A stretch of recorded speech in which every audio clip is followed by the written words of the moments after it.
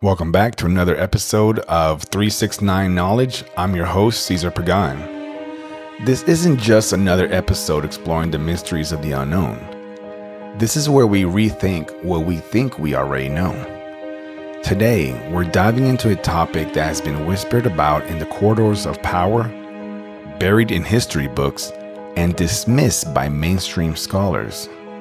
But what if the truth is hidden in plain sight?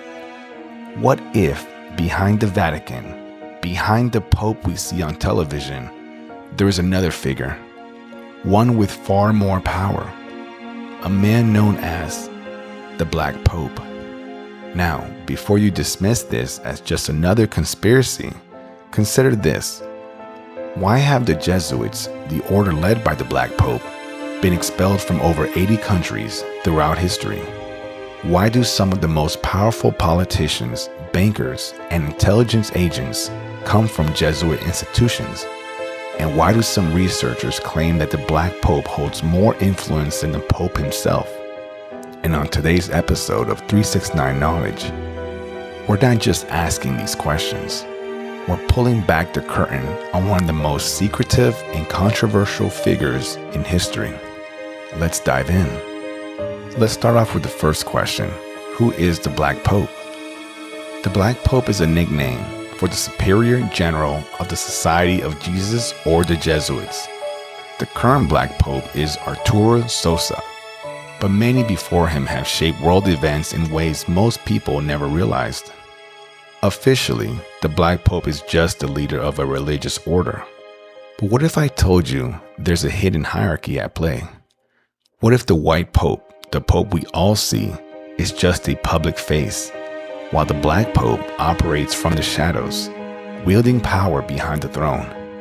So, if the Black Pope is just another religious figure, why does he need a title that evokes secrecy, power, and shadow governance? Why has the Jesuit Order been tied to global intelligence networks, elite education systems, and even accusations of political assassinations? Let's talk about the Jesuits, or as some would refer them to as the Vatican's invisible army. The Jesuits were founded in 1540 by Ignatius of Loyola. Unlike other Catholic orders, Jesuits take a fourth vow, an oath of absolute obedience to the Pope. However, many researchers argue that it's the other way around, that Jesuits are the true masters of the Vatican, manipulating popes, world leaders, and global economies. Consider this. Many U.S. presidents, world leaders, and intelligence officers have Jesuit ties. Jesuits run Georgetown University, which has trained CIA operatives, FBI directors, and multiple U.S. presidents. Even Pope Francis is a Jesuit, the first ever in history. So, did the Black Pope finally install one of his own as the face of the Vatican? Picture this. Imagine a chessboard. The Pope is the king, the visible piece that the world watches. But the Black Pope, he's the one moving the pieces behind the scenes.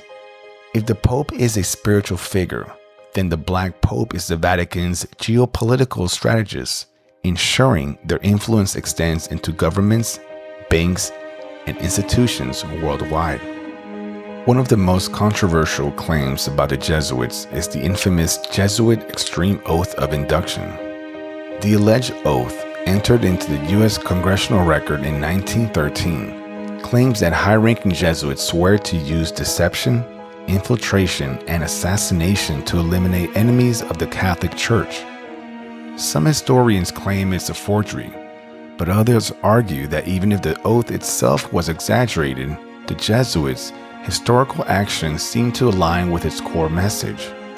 I'm going to read you a chilling passage from the alleged oath, and I quote, "I do further promise and declare that I will, when opportunity presents, make and wage relentless war, secretly or openly, against all heretics, Protestants, and Masons, as I am directed to do, to extrapolate and exterminate, as I am directed to do, to extirpate and exterminate them from the face of the whole earth, and that I will spare neither age, sex, nor condition, and that I will hang, waste, boil, flay, strangle, and bury alive these infamous heretics, rip up the stomachs and wombs of their women, and crush their infants' heads against the walls, in order to annihilate forever their execrable race.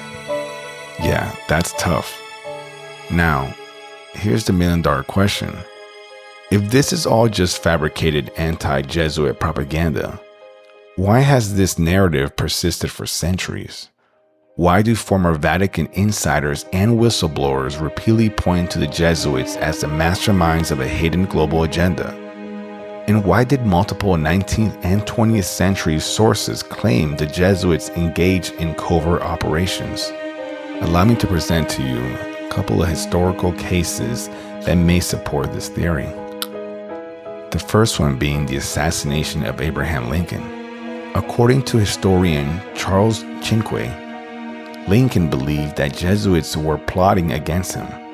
Lincoln allegedly warned, and I quote, "The Jesuits are a secret society, a sort of Masonic order, with superadded features of revolting audaciousness and 1,000 times more dangerous," end quote. Chinquay claimed that Lincoln's assassination was orchestrated by Jesuit operatives. Next, let's talk about the Jesuits and their political upheavals. The Jesuits have been accused of orchestrating coups, manipulating monarchs, and controlling banking systems. They were expelled from Portugal, France, and Spain for their role in political subversions. Some researchers even believe that Jesuits played a role in both world wars, backing different sides to ensure the Vatican's influence remained intact. So let's think about this. If the Jesuits were just another religious order, why have they been expelled from so many countries, accused of political manipulation, and linked to global conflicts? If they had no real power, then why are they always at the center of history's most pivotal moments? Some theorists claim the Jesuits are laying the foundation of a one-world government. Their influence in education, media, and finance makes them perfectly positioned to shape global narratives. Some even believe the Jesuits control the Vatican's vast wealth and, by extension, the world's banking systems. So I leave you with this final thought. If the Jesuits are truly just a religious order with no hidden agenda, why are they always linked to conspiracy theories, shadow politics, and elite institutions? Are they just misunderstood? Or are they something far greater? Now, if you made it this far, then you're already questioning things most people wouldn't dare to. But now, I want to hear from you. Have you heard of the Black Pope before this episode? Or is this the first time this shadowy figure has crossed your path? And here's something else to think about. If the Black Pope and the Jesuits are truly just a misunderstood religious order, then why does history tell a different story? Why do the same patterns of control, secrecy, and power keep surfacing across centuries? If you're paying attention, you already know the answer. If this episode challenged the way you see things, share it. If you're beginning to connect the dots, let people know. And if you're starting to ask the right questions, keep going. The more you look, the more you'll find. You're on the right path, listeners. So, continue to ask questions. Don't be afraid to pull back the curtain and take a deeper look. Push forward, always reaching beyond the frequency.